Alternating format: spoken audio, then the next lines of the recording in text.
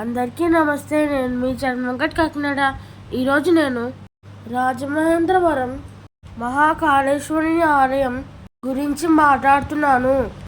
రాజమహేంద్రవరంలో మహాకాళేశ్వరుని ఆలయం గురించి మాట్లాడుతున్నాను. ఇది 2వ ఉజ్జయిని. ఒకవైపు వేదాలు ఘోషించే గోదావరి, మరొక వైపు అమరధామంల బాసిల్లే రాజమహేంద్రి. ఇంకోవైపు మహాకాళేశ్వరుని దర్శన భాగ్యం భక్తులకు వర్ణించ సాధ్యం కాని అనుభూతిని పంచుతాయి. మధ్యప్రదేశ్లోని ఉజ్జయినిలో మాత్రమే నిర్వహించే భస్మాభిషేకాన్ని చూసే భాగ్యం యోగం ఇప్పుడు ఆంధ్రాలో సాంస్కృతిక రాజధాని రాజమహేంద్రవరంలోనూ వీక్షించే అవకాశం అదృష్టం భక్తులకు దక్కుతుంది. అక్కడ నిత్యం నాగేంద్ర హారతాయ త్రిలోచనాయ భస్మాంగరాగాయ మహేశ్వరాయ తస్మైంతకారాయ నమఃశివాయ అంటూ వేదమంత్రాలు వినసొంపుగా వినిపిస్తూ ఉంటాయి.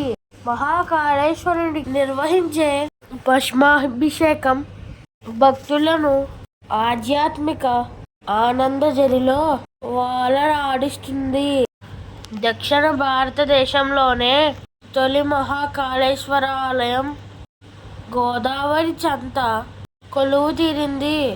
ఈ ఆలయం దక్షిణాది రాష్ట్రాల నుంచి రాజమహేంద్రవరం వచ్చే భక్తులను భక్తి పారవశ్యంలో కట్టిపారేస్తుంది. రోటరీ క్లబ్ సేవా కార్యక్రమాలలో చురుకుగా పాల్గొనే మార్వాడీలతో పాటు ఉజ్జయిని వెళ్లిన రోటరీ చారిటబుల్ ట్రస్ట్ చైర్మన్ పట్టపగలు వెంకట్రావు అక్కడ ద్వాదశి జ్యోతిర్లింగ క్షేత్రమైన మహాకాళేశ్వరుని ఆలయాన్ని సందర్శించారు. దేశం గర్వించదగ్గ ఆలయాన్ని రాజమహేంద్రవరంలో గోదావరి నదీ తీరాన నిర్మించాలని నిర్ణయించారు. ఉజ్జయిని మహాకాళేశ్వరునికి జరిపే భస్మాభిషేకానికి మహా అద్భుతమైన క్రతువుగా దేశవ్యాప్తంగా పేరు ఉంది. ఈ భస్మాభిషేకాన్ని చూడడానికి ఉజ్జయిని వెళ్తుంటారు. ఈ నేపథ్యంగా ఉజ్జయిని మహాకాళేశ్వర ఆలయాన్ని సందర్శించే అనుభూతి దక్షిణాది రాష్ట్రాల భక్తులకు అందించాలని రాజమహేంద్రవరంలో ఈ ఆలయం నిర్మాణానికి శ్రీకారం చుట్టారు. పవిత్ర గోదావరి నది తీరాన గౌతమి ఘాట్లో 2 ఎకరాల విస్తీర్ణంలో అత్యంత సుందరముగా మహాకాళేశ్వరుని ఆలయం రూపుదిద్దుకుంది. కాళేశ్వరుని ఆలయం ఇటీవల టీటీడీ చైర్మన్ వైవి సుబ్బారెడ్డి చేతుల మీదుగా ప్రారంభించడం అయింది. ఆధునికత, వృత్తిపరమైన ఆధ్యాత్మికత మనస్సును దోచుకునేలా పశ్చిమ గోదావరి జిల్లా నరసాపురానికి చెందిన వాసు అనే శిల్పి రూపొందించిన అద్భుతమైన నమూనాలతో మహాకాళేశ్వరుని ఆలయం నిర్మాణం రూపుదిద్దుకుంది. భూమి ఉపరితలం నుంచి 55 అడుగుల పునాదితో అత్యంత ఆధునికత ఉట్టిపడేలా చేపట్టిన 109 అడుగుల గర్భాలయం నిర్మాణం భక్తుల మనసులో దోచుకుంటుంది.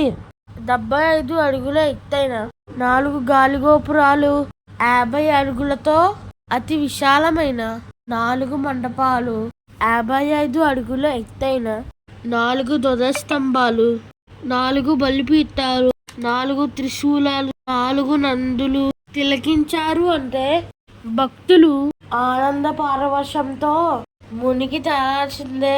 గర్భాలయానికి 4 వైపులా గుమ్మాలతో ఆలయాన్ని నిర్మించడం ఇక్కడ మరో విశేషం.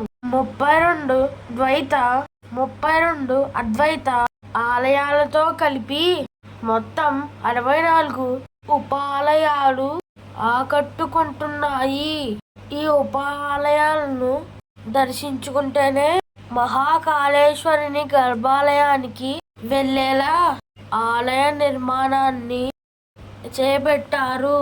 గర్భాలయంలో ప్రధాన శివలింగంతో పాటు బలిపీఠాలు, నందులు, తిరుమలలో ఉప ఆలయాలలోని విగ్రహాలను రాజస్థాన్లోని జైపూర్లో తయారు చేపించారు.